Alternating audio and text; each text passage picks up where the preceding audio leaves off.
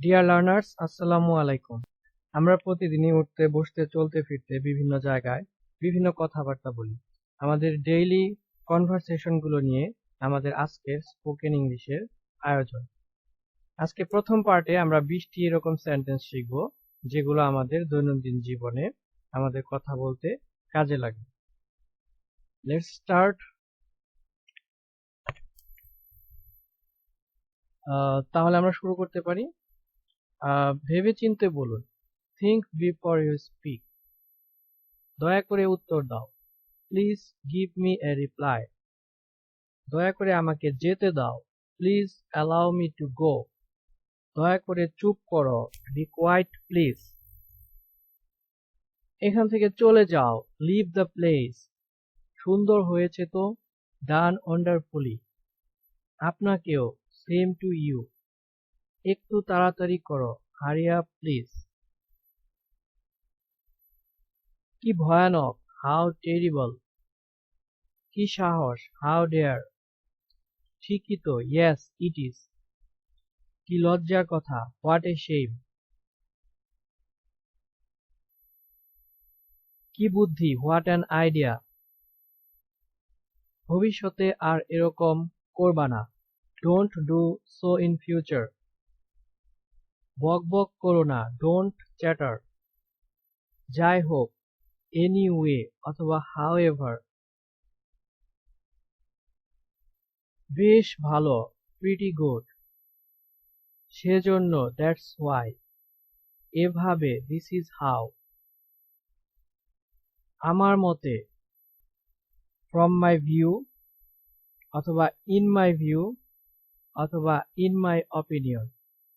আমার মতে বোঝাতে আমরা from my view, in my opinion এই তিনটার যে কোনোটা ব্যবহার করতে পারি।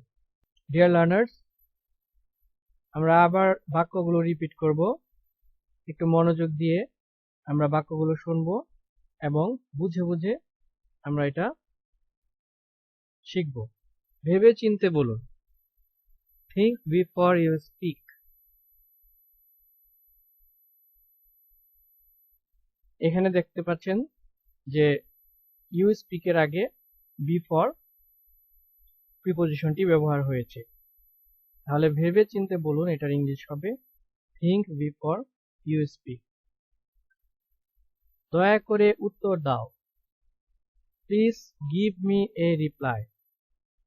এখানে দেখেন দয়া করে বোঝাতে প্লিজ, গিভ মি এখানে দাও অর্থে গিভ মি, এ রিপ্লাই উত্তর।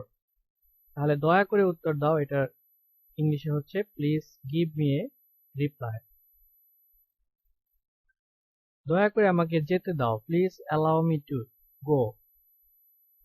এখানে দেখেন প্লিজ মানে দয়া করে, অ্যালাউ মি মানে কোনো কিছু অনুমতি দেওয়া অর্থে আমরা অ্যালাউ মি ব্যবহার করি।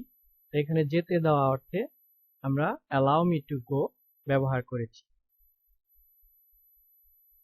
তাহলে দয়া করে আমাকে যেতে দাও এটার ইংলিশ হচ্ছে please allow me to go. দয়া করে চুপ করো। Be quiet please.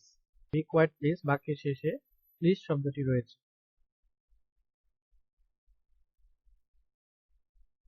এখান থেকে চলে যাও। এটার ইংলিশ হচ্ছে লিভ দ্য প্লেস।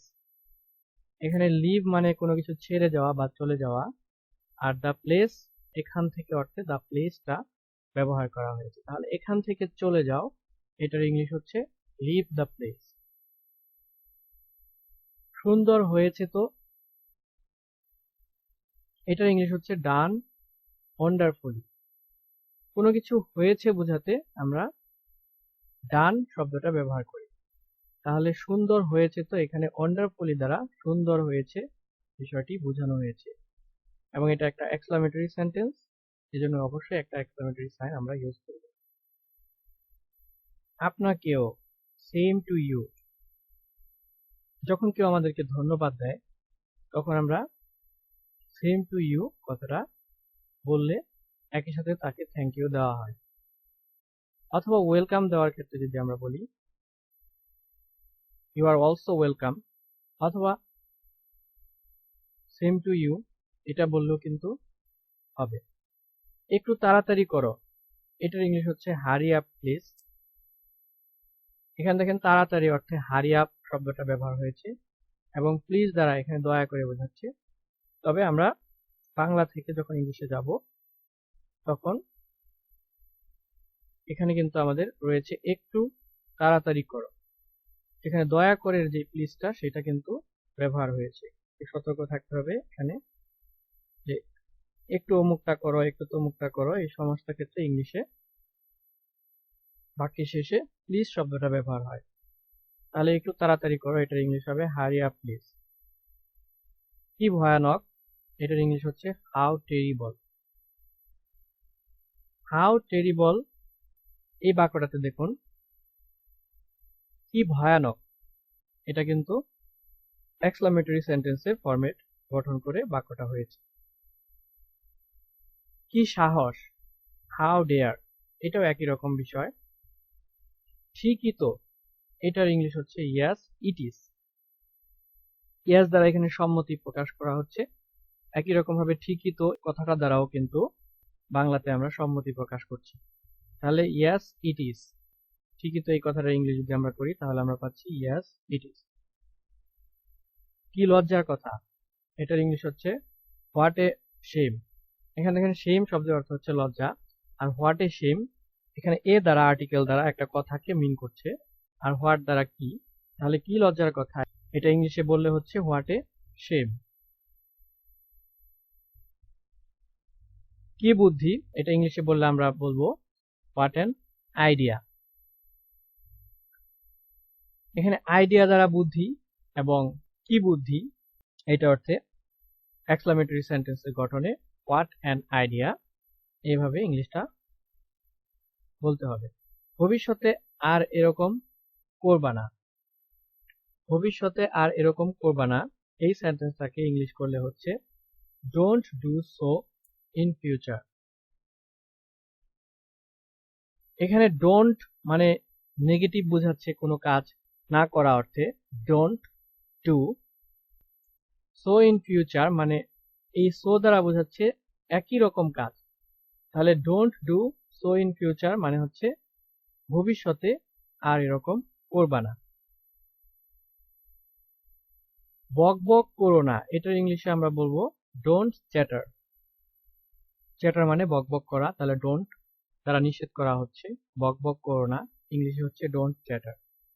যাই হোক, এটার ইংলিশ করলে হচ্ছে এনিওয়ে বা হাউএভার। আমরা যখন যাই হোক কথাটা বলবো ইংরেজিতে তখন আমরা এনিওয়ে বলতে পারি অথবা হাউএভার বলতে পারি। বেশ ভালো, এটার ইংলিশ হচ্ছে প্রিটি গুড। আমরা যখন বেশ ভালো বলতে যাব তখন আমরা বলবো হচ্ছে প্রিটি গুড। গুড মানে ভালো, আর প্রিটি দ্বারা বেশ ভালো বোঝানো হয়। সেজন্য দ্যাটস ওয়াই, সেজন্য ইংলিশে বললে আমরা বলবো দ্যাটস ওয়াই। এভাবে এটাকে ইংলিশে বললে বলতে হবে this is how, this is how. এভাবে, হাউ মানে কিভাবে, তবে যখন আমরা দিস ইজ হাউ বলবো তখন এটা বাংলা হয় এভাবে, এবং এভাবে এই কথা বাংলা থেকে ইংলিশে যখন আমরা বলবো তখন আমরা বলবো দিস ইজ হাউ। আমার মতে, এটা ইংরেজিতে যখন আমরা বলবো তখন বলতে হবে ফ্রম মাই ভিউ, অথবা আমরা বলতে পারি ইন মাই ভিউ, অথবা আমরা বলতে পারি in my opinion. Dear learners, আজকে এই পর্যন্তই ছিল। আমাদের পরবর্তী পার্টে আমরা আরো কিছু মজাদার ডেইলি কনভারসেশন শিখব। আমাদের পরবর্তী পার্টটি দেখার আমন্ত্রণ জানিয়ে আজ এখানেই শেষ করছি। ধন্যবাদ।